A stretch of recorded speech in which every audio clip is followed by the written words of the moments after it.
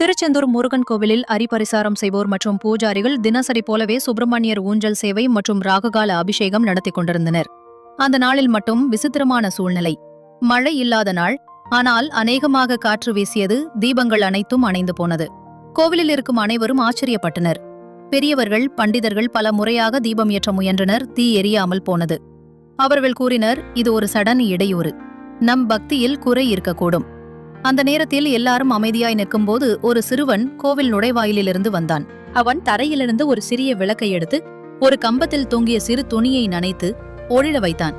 பூஜை மண்டபத்தில் இருந்தவர்கள் அனைவரும் அதில் தெய்வீக ஒளியை உணர்ந்தனர்.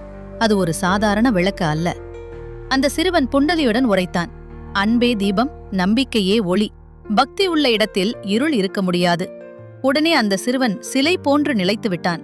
அவன் விழியிலிருந்து ஒளி பரவியது. அவன் மயில் மீதேறி வேல் கையில் அருள் தோற்றத்தில் காட்சியளித்தான்.